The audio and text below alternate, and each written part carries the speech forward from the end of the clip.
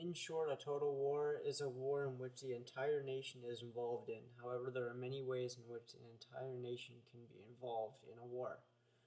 The following social, economical, military, and political characteristics of society/conflict signify a society that wages a total war.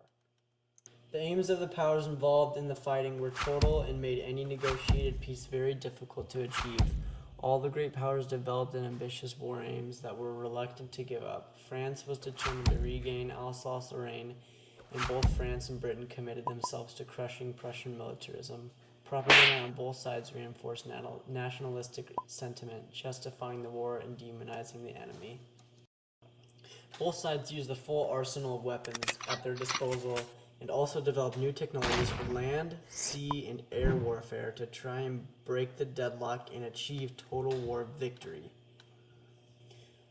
On the Eastern Front, civilians were actually caught up in the battles. Because there was relatively little movement on the Western Front, civilians after the initial battles were able to keep away from the actual fighting. Casualties only resulted due to inaccurate artillery fire. The great advances and retreats that took place on the Eastern Front meant that civilians were involved in the violence, sometimes accidentally and sometimes deliberately.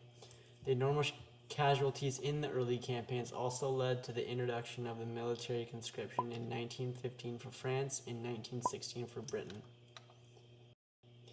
Both sides realized the advantage of cutting off supplies to their enemies. The British blockade had a devastating effect on Germany, causing desperate food shortages and contributing to Germany's defeat in 1918.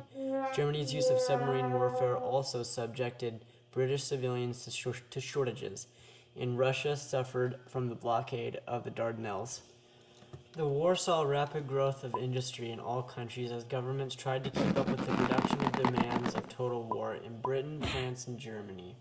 These demands also meant women joining the workforce as more and more men left to fight in the war. Women were supposed to receive equal wages for men for similar jobs, but rarely did.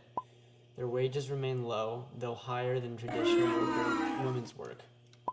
Other changes on the home fronts came with increased centralization of power in the hands of the governments of Britain, France, and Germany. Citizens found themselves being subjected to much greater control from their governments as countries tried to ensure that maximum use was made of human and economic resources. Government control was exercised in several key areas. To control manpower more effectively, conscription was introduced in most countries. The controlled direction of manpower was necessary to ensure that both industry and the armed forces were provided for. It has been estimated that it took 3 civilian workers to keep a soldier fighting in World War I. To increase the efficiency of production, government started to exercise more control over industry. In order to motivate the home fronts and keep up morale, governments also spent a great deal of time and energy on wartime propaganda. Propaganda portrayed the enemy as inhuman force that must be defeated at all costs. All countries borrowed immense sums to pay for the war. The governments of all combatants borrowed from their own people through war loans, which would be paid with interest after the war.